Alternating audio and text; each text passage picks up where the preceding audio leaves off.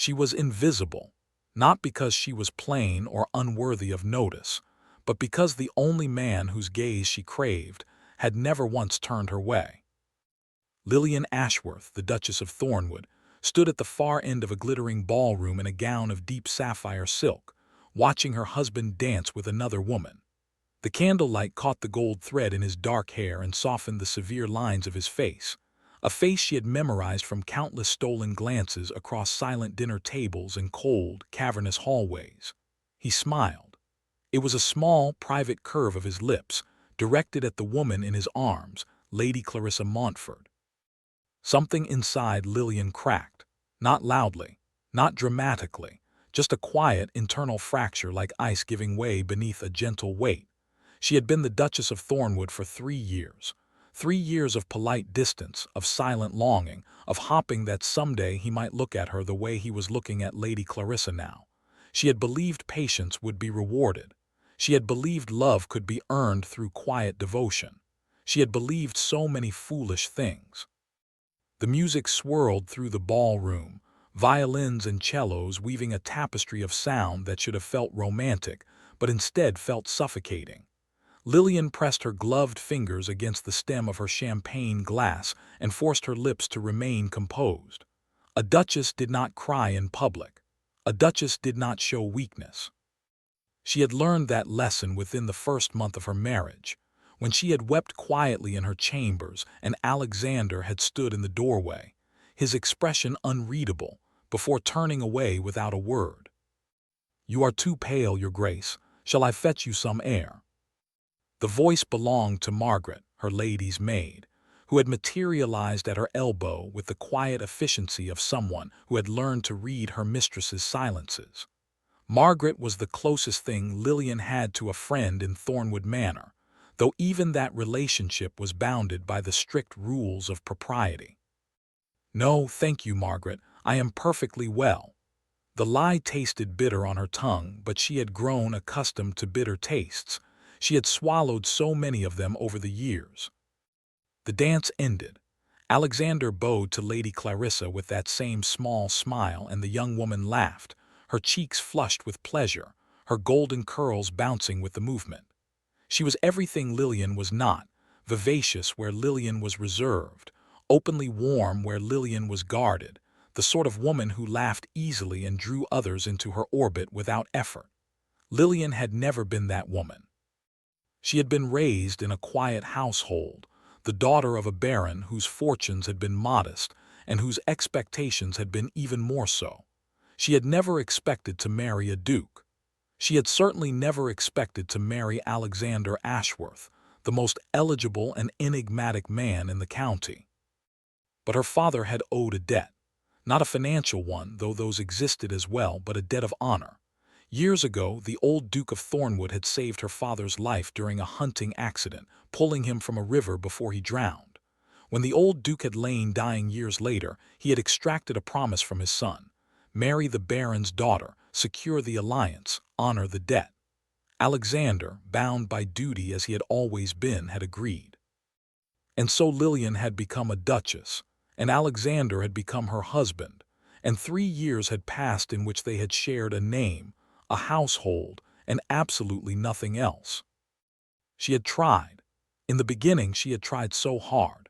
She had learned his preferences for meals, the way he took his tea, the books he favored in his library. She had worn the colors he seemed to notice on other women. She had lingered in hallways hopping to encounter him, had arranged her schedule to match his, had filled Thornwood Manor with small gestures of care that he never seemed to see. She had loved him quietly, desperately, invisibly, and he had remained a stranger.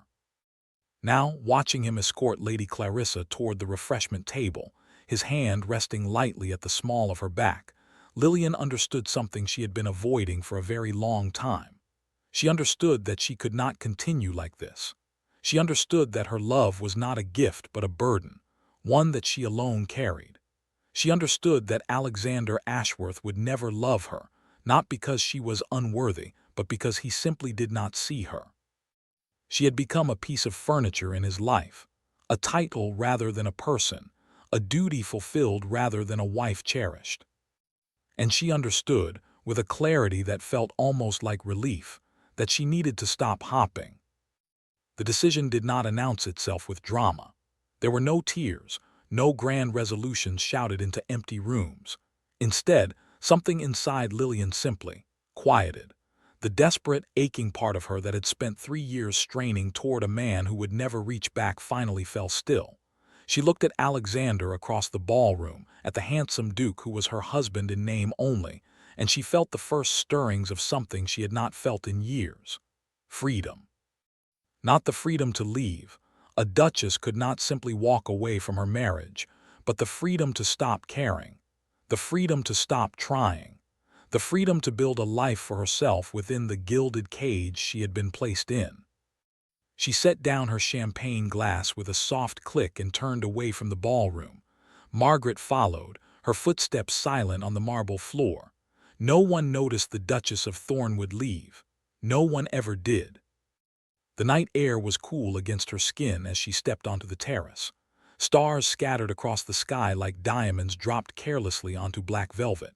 She breathed in deeply, filling her lungs with something other than candle smoke and perfume and the suffocating weight of unrequited love. Behind her, the music continued. Behind her, her husband smiled at another woman. Behind her, the life she had tried so desperately to build lay in quiet ruins. But ahead of her, there was possibility. She did not know what shape her new life would take. She only knew that she could no longer live as she had been living. She could no longer be the invisible duchess, the patient wife, the woman who waited. Something had to change. And since Alexander would not change, since he was incapable of seeing her as anything more than an obligation, the change would have to come from her. "Your Grace, are you unwell?" Margaret's voice was gentle, concerned.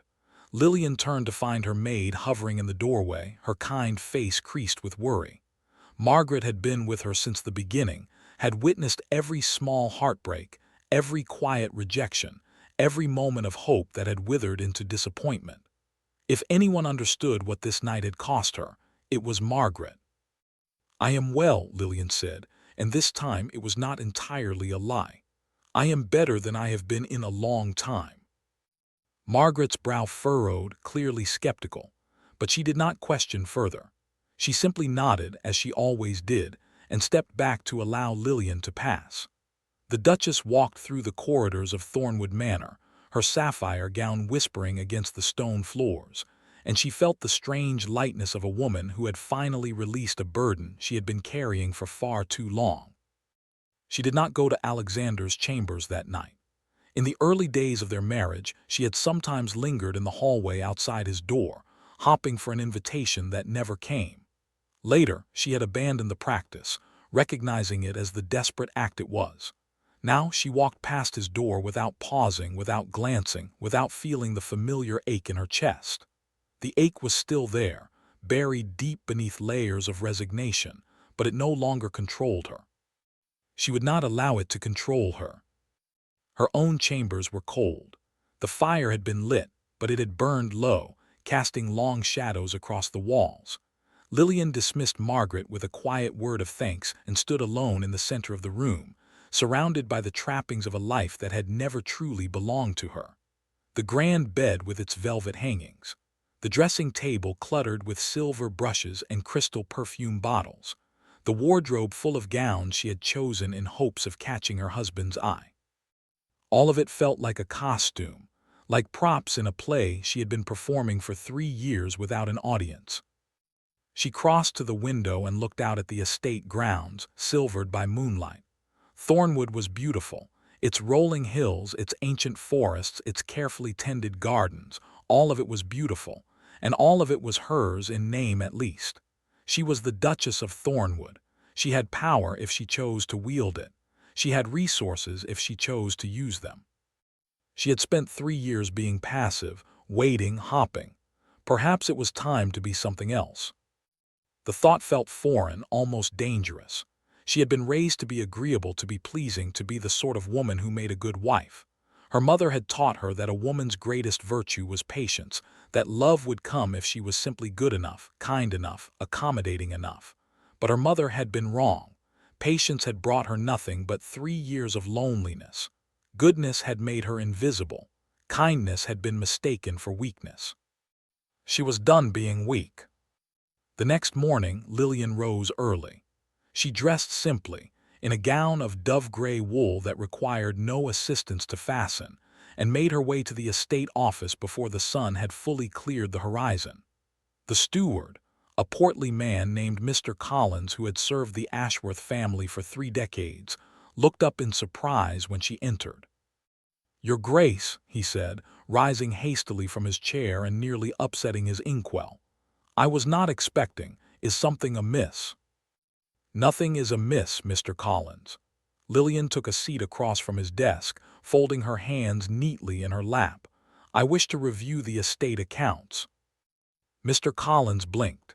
In 3 years, the Duchess had never once asked to see the accounts. She had never shown any interest in the running of the estate.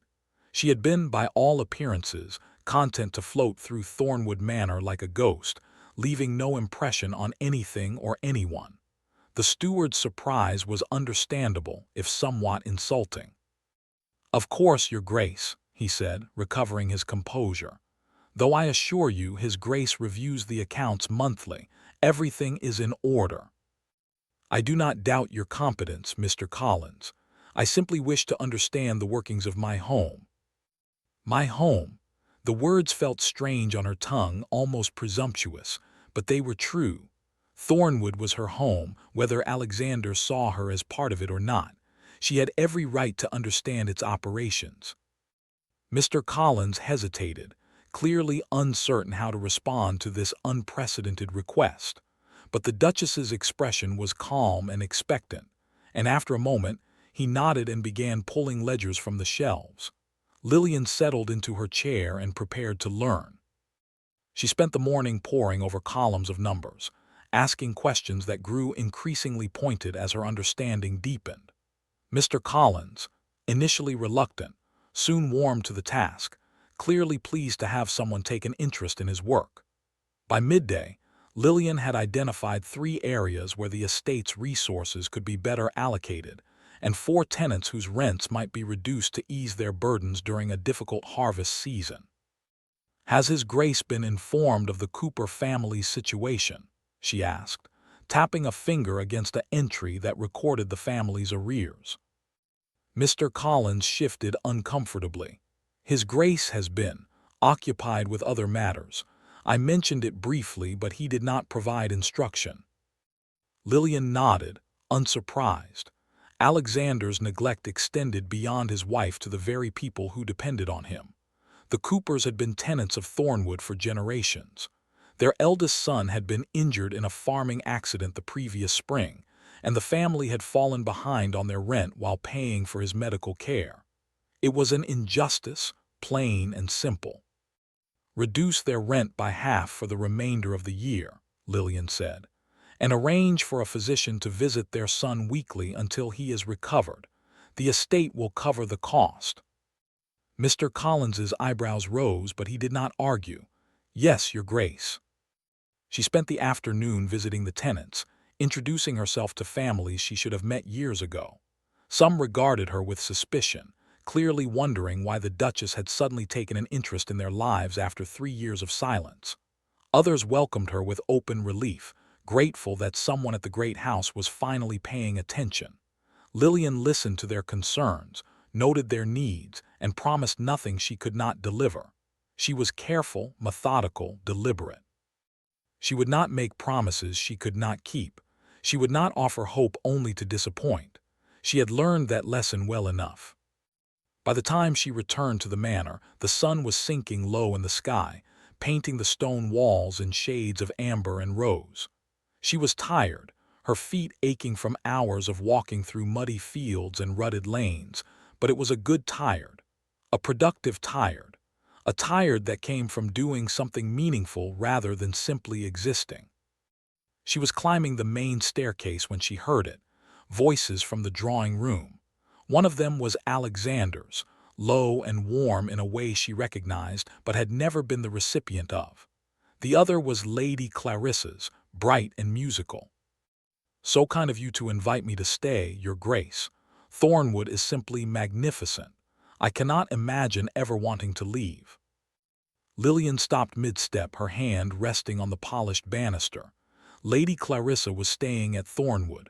Alexander had invited her to stay, without consulting his wife, without even informing her. The disrespect was so complete, so casual, that it took her breath away. For a moment the old pain surged up, hot and sharp and demanding. How dare he? How dare he bring that woman into their home, parade her through the halls where Lillian was supposed to be mistress, treat her with a warmth he had never once shown his own wife? The injustice of it was staggering. But then, just as quickly as it had risen, the pain subsided. It receded like a wave pulling back from the shore, leaving behind something harder and more durable: resolve. She had spent 3 years being wounded by Alexander's indifference. She would not spend another day. If he wished to entertain Lady Clarissa, let him. She would not stand in his way. She would not beg for his attention. She would not compete for a love that had never been offered. She continued up the stairs, her footsteps steady, her expression calm. She did not pause at the drawing-room door. She did not announce her presence. She simply walked past, as invisible as she had always been, and for the first time the invisibility felt like armor rather than a wound. The following days passed in a strange, suspended rhythm. Lillian rose early each morning, ate breakfast alone in the small morning room she had claimed as her own, and spent the daylight hours attending to estate business. She visited tenants, reviewed accounts, consulted with Mr. Collins about crop rotations and drainage systems, and the 100 other small details that kept an estate like Thornwood functioning. She did not seek out Alexander's company, and he did not seek hers. They moved through the manor like ships passing in fog, aware of each other's presence but never quite connecting. Lady Clarissa, for her part, seemed perfectly content to occupy the Duke's attention. Her laughter echoed through the corridors at all hours. Her perfume lingered in the drawing-room long after she had retired for the night. She was beautiful and charming and clearly enchanted by Alexander, and the servants whispered that it was only a matter of time before the Duke made an announcement regarding his intentions toward her. Let them whisper, Lillian thought. Let them speculate. She had more important matters to attend to. It was on the 5th day after the ball that something shifted. Lillian was returning from a visit to the village, where she had arranged for the schoolhouse roof to be repaired, when she encountered Alexander in the entrance hall. He was dressed for riding, his boots polished to a mirror shine, his coat fitting perfectly across his broad shoulders. He looked, as he always did, like a figure from a painting, beautiful, remote, utterly unapproachable. "Your Grace," he said, inclining his head in that formal way he had, as if she were a distant acquaintance rather than his wife. "Your Grace," she replied, matching his tone exactly. Once she would have lingered, hopping for more conversation. Once she would have searched his face for some sign of warmth, some flicker of the affection she so desperately craved. Now she simply walked past him toward the staircase. "Lillian." The sound of her name stopped her cold. He never called her by name. She was always Your Grace, or, on rare occasions, Duchess. Never Lillian, never anything personal or intimate or warm. She turned slowly, keeping her expression carefully neutral. "Yes."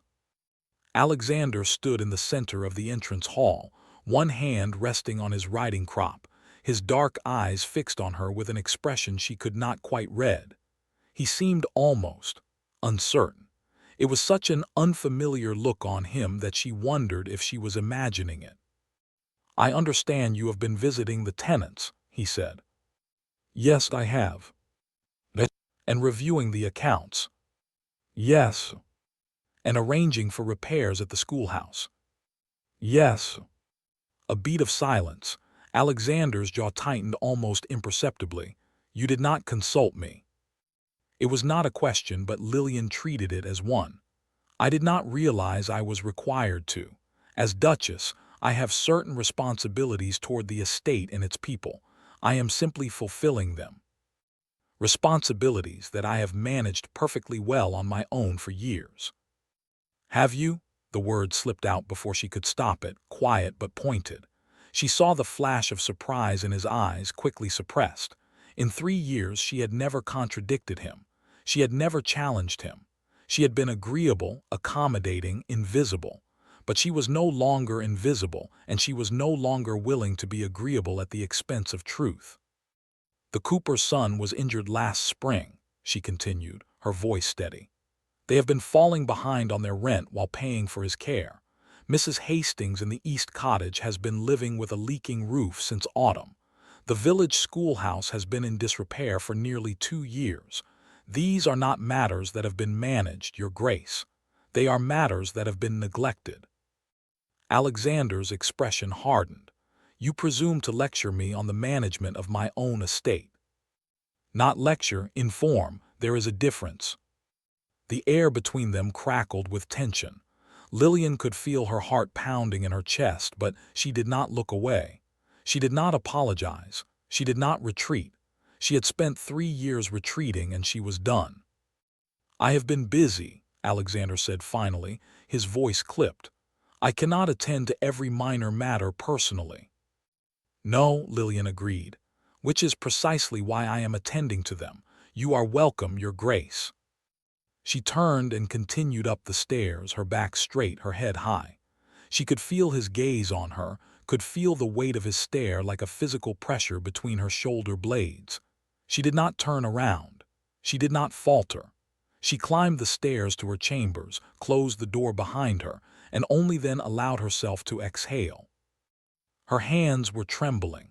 She pressed them against her skirts to still them, her heart racing from the confrontation. She had never spoken to Alexander that way before. She had never spoken to anyone that way before. It was terrifying and exhilarating and completely, utterly necessary. The days that followed brought a subtle change in the atmosphere of Thornwood Manor. Alexander was still distant, still formal, but there was something different in the way he looked at her now. A flicker of something behind those dark eyes. Curiosity, perhaps, or confusion. He was accustomed to a wife who was quiet and agreeable, who never challenged him, who existed only in the spaces he allowed. This new Lillian, the one who spoke her mind and managed his estate and did not wilt under his disapproval, was an unknown quantity. And Alexander Ashworth did not like unknowns. Lady Clarissa remained at the manor, though her presence had become less prominent. Lillian suspected that Alexander had been spending less time with her, though she could not be certain and did not particularly care. She had stopped tracking her husband's movements. She had stopped wondering where he was and who he was with and whether he might think of her at all. The freedom of that release was extraordinary. It was like setting down a weight she had been carrying for so long that she had forgotten it was there. On the 8th day, something unexpected happened. Lillian was in the village, speaking with the school teacher about the repairs that had been completed, when a young man approached her.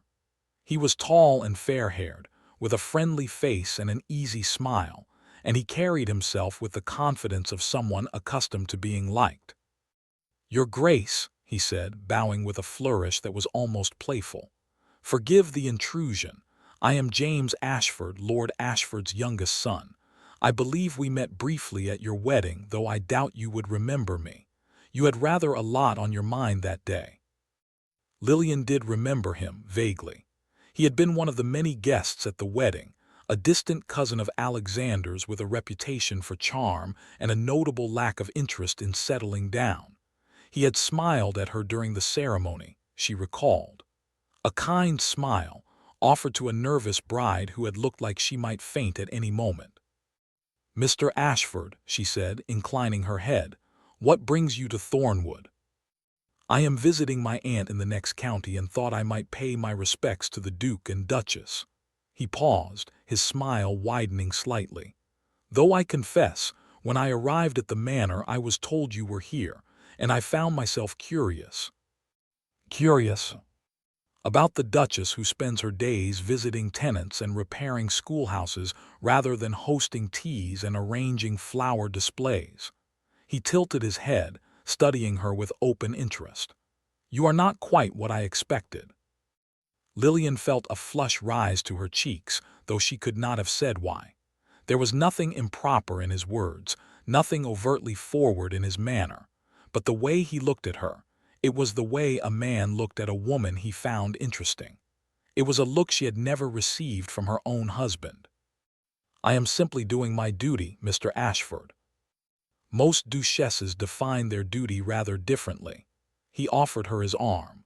"Would you allow me to escort you back to the manor? It is a fine afternoon, and I would be grateful for the company." She hesitated.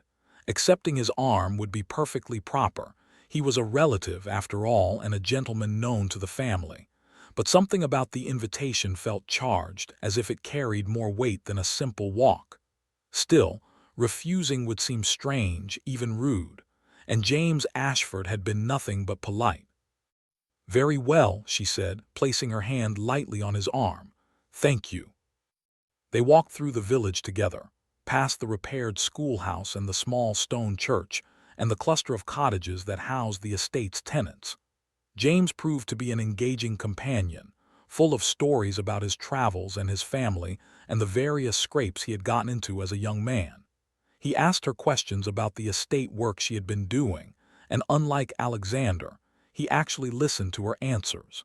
He seemed genuinely interested in what she had to say. "You are not what I expected at all, Your Grace," he said again as they approached the manor gates. "I was told you were, forgive me, rather retiring, quiet, the sort of Duchess one hardly notices." Lillian laughed, a sound that surprised her with its genuineness. "That is precisely the sort of Duchess I have been, until recently." "And what changed?" She considered the question, watching the afternoon light filter through the trees that lined the drive. What had changed? Everything and nothing. The same ballroom, the same husband, the same indifference. But something inside her had shifted, a door closing, a window opening, a decision made in the quiet aftermath of humiliation. "I realized I was waiting for something that was never going to come," she said quietly. "So I stopped waiting." James was silent for a moment. When he spoke again, his voice was softer, without the playful edge it had carried before. "My cousin is a fool." Lillian did not reply. She could not. To agree would be disloyal. To disagree would be dishonest. She simply kept walking, her hand still resting on James Ashford's arm until they reached the manor doors. Alexander was standing in the entrance hall when they entered. He was still in his riding clothes, his hair windswept, his boots dusty from the road.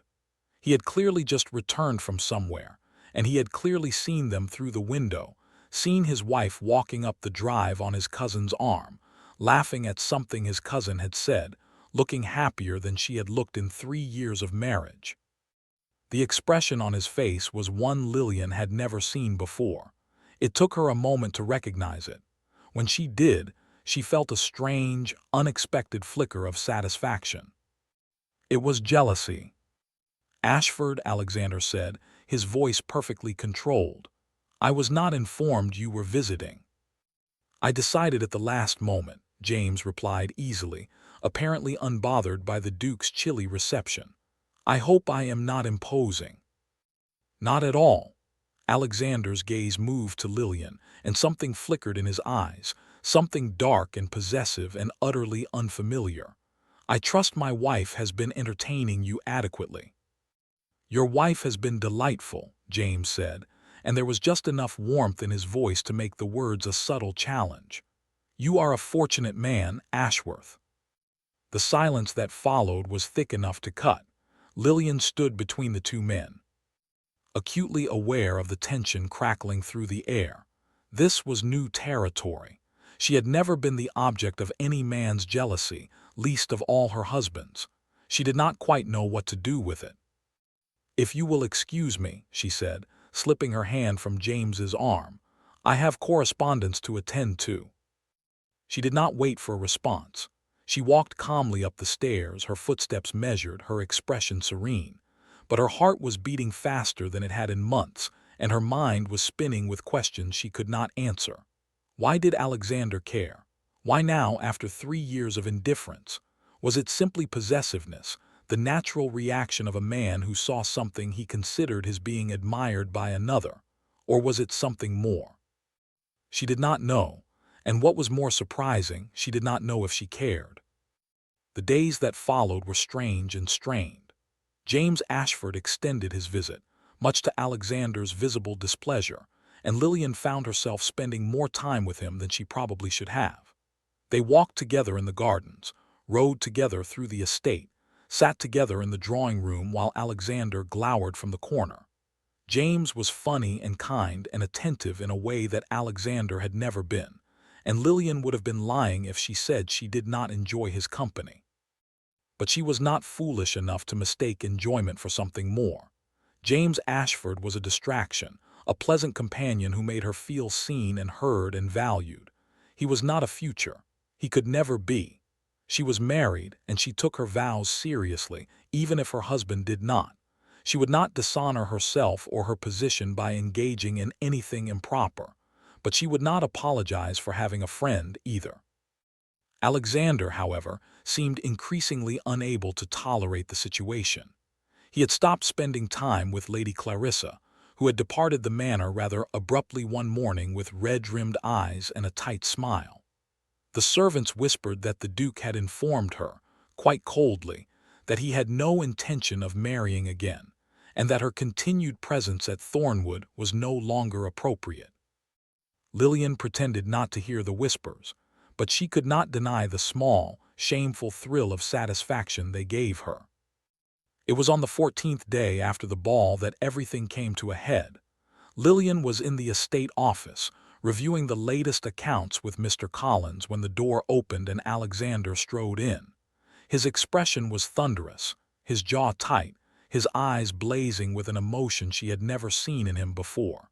He was angry, truly, deeply angry. "Leave us," he said to Mr. Collins, who scrambled from the room with impressive speed. Lillian remained seated, her hands folded on the desk before her. She felt calm, strangely calm, as if she had been waiting for this confrontation and was almost relieved it had finally arrived. "May I help you, Your Grace?" "You may explain to me," Alexander said, his voice low and dangerous. "Why, I've just learned from my steward that my wife has been managing the estate for nearly a fortnight without my knowledge or consent. Why my tenants speak of the Duchess as if she were the mistress of Thornwood in truth, while I am apparently nothing more than a figurehead. Why my cousin has extended his visit for reasons that have nothing to do with family obligation and everything to do with you." Lillian met his gaze steadily.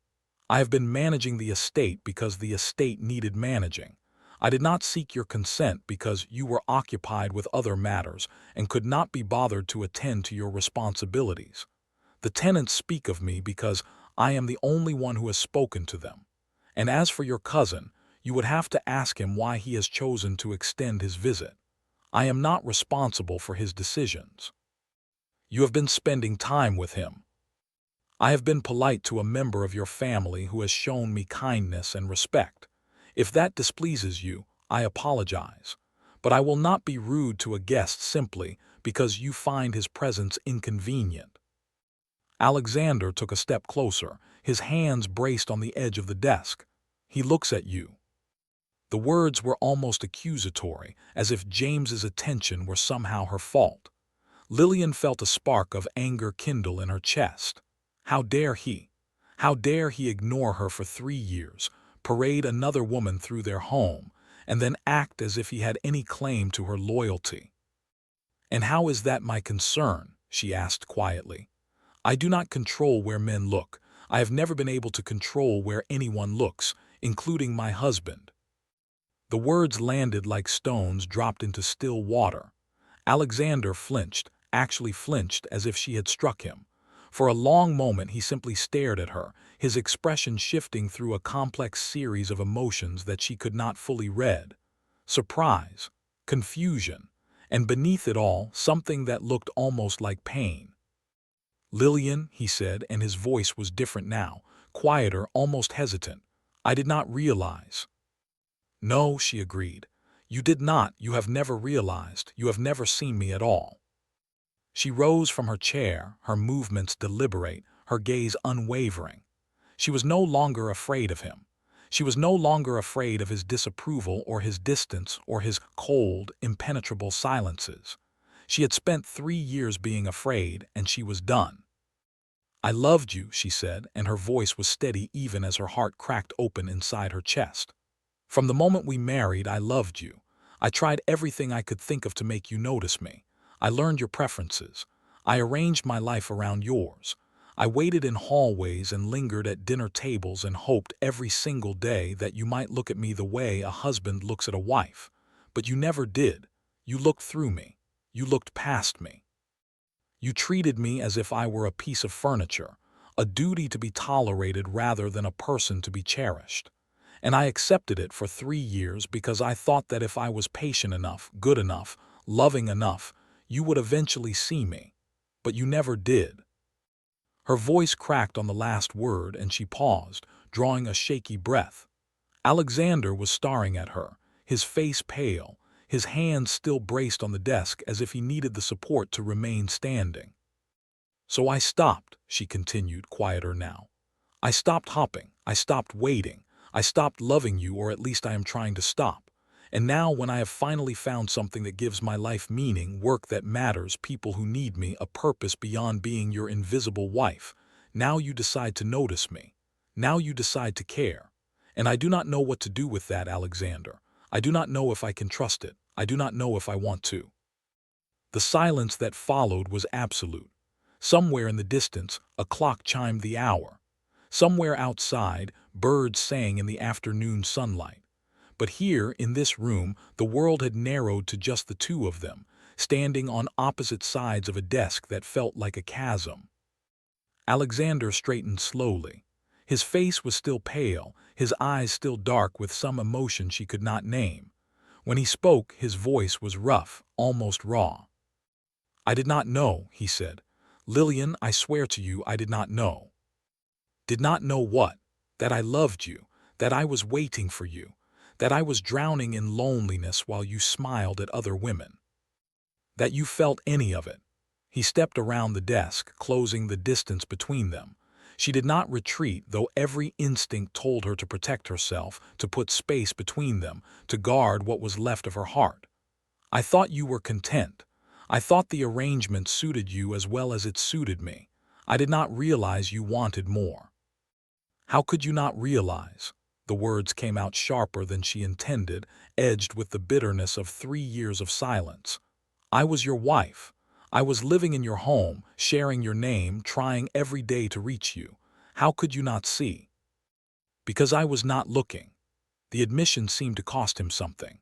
His voice was barely above a whisper now, and his eyes, those dark, guarded eyes that had never once softened for her, were bright with something that looked terrifyingly like tears. "I was not looking because I was afraid. Afraid of what it would mean if I let myself care for you. Afraid of losing control, of being vulnerable, of becoming like my father." "Your father?" Alexander turned away, his shoulders rigid with tension. "My father loved my mother. Desperately, completely, without reservation. And when she died, he was destroyed. He spent the rest of his life as a ghost, going through the motions of living without ever truly being alive. I swore I would never let that happen to me. I swore I would never love anyone enough to be broken by their loss." Lillian stared at his back, her mind reeling. In 3 years of marriage, he had never spoken of his parents. She had known, of course, that his mother had died when he was young, that his father had been distant and cold in the years that followed. But she had never understood the reason. She had never imagined that the coldness was born from grief, that the distance was a shield rather than a weapon. "And so you closed yourself off," she said slowly. "You built walls so high that no one could reach you. You pushed me away before I could get close enough to hurt you." "I did not realize I was pushing you away, I thought." He turned back to face her, and the expression on his face was one she had never seen before. Open, vulnerable, terrified. "I thought you were simply doing your duty as I was doing mine. I did not realize you wanted more. I did not realize you were waiting for me." I waited for 3 years, Alexander. 3 years of silence and distance and watching you smile at other women while you never once smiled at me. Do you have any idea what that was like? Do you have any idea how invisible I felt?" He flinched again as if her words were physical blows. "I am sorry. I know that is not enough. I know those words cannot undo the years of neglect. But I am sorry, Lillian, truly. I have been blind and foolish and cruel without intending to be, and I have hurt you in ways I cannot begin to understand." She wanted to believe him. Part of her desperately wanted to fall into his arms and accept his apology and let herself hope again. But she had hoped before, and hope had burned her. She could not simply forget 3 years of loneliness because he had finally decided to notice her. "I do not know if I can trust this," she said quietly. "I do not know if I can trust you. You ignored me for 3 years, and now that someone else has shown me kindness, now that you see me as something that might be taken away, suddenly you care. How do I know this is not simply jealousy? How do I know it will last?" "I do not know how to prove it to you." Alexander's voice was rough, almost broken. "I do not know how to undo the years of silence, but I will try. I will spend the rest of my life trying if you will let me. I will learn to see you. I will learn to be the husband you deserved from the beginning. I will tear down every wall I have built and let you in if you are willing to give me the chance." Lillian looked at him, really looked at him, the way she had always wanted him to look at her. She saw the fear in his eyes, the hope, the desperate, aching vulnerability of a man who had finally realized what he stood to lose. She saw the cracks in his armor, the places where the ice had begun to melt. She saw, for the first time, not the cold, distant Duke she had married, but the man beneath. A man who had been just as lonely as she was, just as afraid, just as trapped in a prison of his own making. She took a step toward him, then another. She lifted her hand and pressed it gently against his cheek, feeling the warmth of his skin, the slight tremor that ran through him at her touch. He closed his eyes, and a shuddering breath escaped his lips. "I loved you too late," he whispered, "but I love you now." The words hung in the air between them, fragile and new and terrifying. Lillian felt tears prick at her eyes, tears she had been holding back for 3 years, tears of loneliness and heartbreak and, yes, hope. Hope that she had thought was dead, but that was stirring now, flickering back to life like a candle in the darkness. "Then prove it," she said softly. "Not with words, with time, with patience, with the kind of love I tried to give you for 3 years. Prove to me that this is real and I will try to trust it. I will try to trust you." Alexander opened his eyes. He reached up and covered her hand with his own, pressing it more firmly against his cheek. "I will," he said. "I swear it." And for the first time in their marriage, Lillian believed him. The weeks that followed were not easy. Old habits were hard to break, and 3 years of distance could not be erased overnight. There were still moments of silence between them, still moments when Lillian caught herself retreating into the safe shell she had built, still moments when Alexander's old coldness flickered back before he caught himself and softened. But there were also new moments, tentative, fragile, precious moments, that slowly began to stitch the wounds between them. Alexander began joining her on her visits to the tenants. At first he was awkward, uncertain, clearly uncomfortable with the unfamiliar role of attentive landlord. But Lillian guided him gently, showing him the families she had come to know, the problems she had been working to solve, the small victories that made the work worthwhile. He listened. He learned.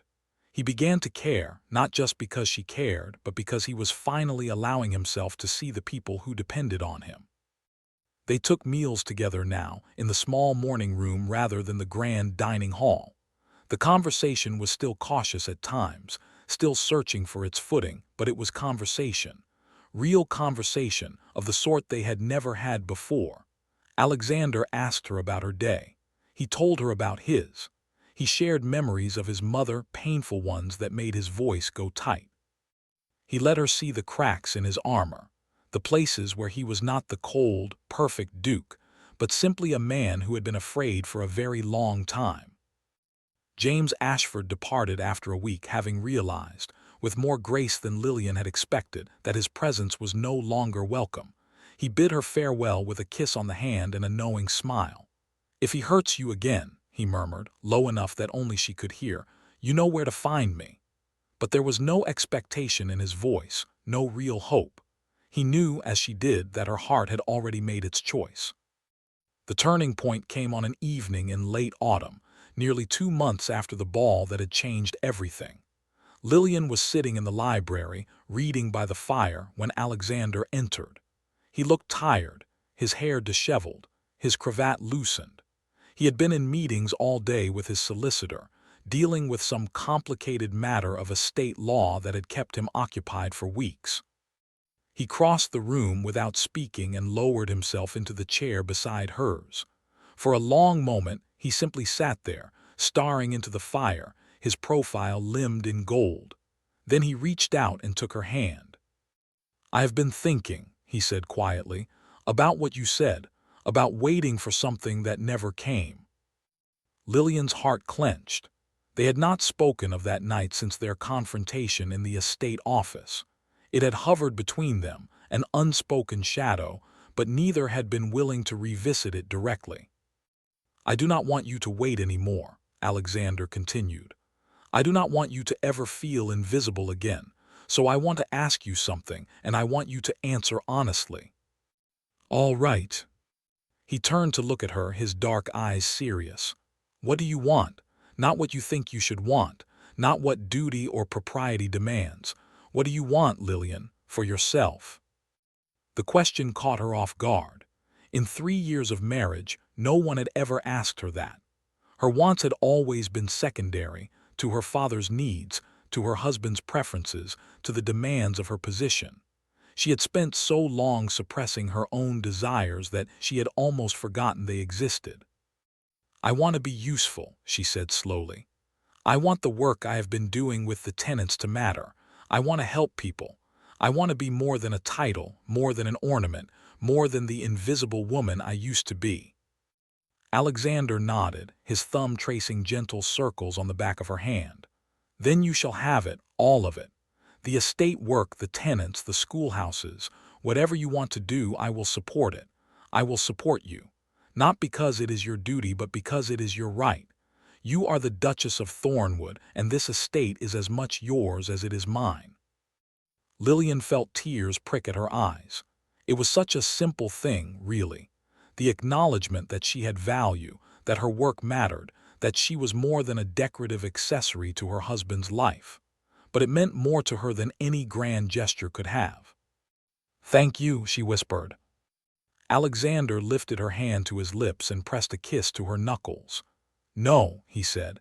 "Thank you for not giving up on me, for being patient when I did not deserve it, for teaching me how to love even when I was too afraid to learn." The fire crackled in the hearth, casting dancing shadows across the walls. Outside, the wind stirred the last of the autumn leaves, sending them skittering across the grounds. But inside, in the warm glow of the library, two people who had been strangers for 3 years sat together in silence. Their hands intertwined, their hearts slowly, tentatively, finding their way toward each other. It was not a fairy tale. There were no grand declarations, no sweeping romantic gestures, no sudden transformations that erased years of pain. There was only the quiet, patient work of healing, the slow rebuilding of trust, the gradual discovery of a love that had been buried beneath layers of fear and silence, waiting to be unearthed. And as the weeks turned to months and the months began to stretch toward a year, Lillian found that she was no longer invisible. She was seen, truly seen, by the one person whose gaze she had always craved.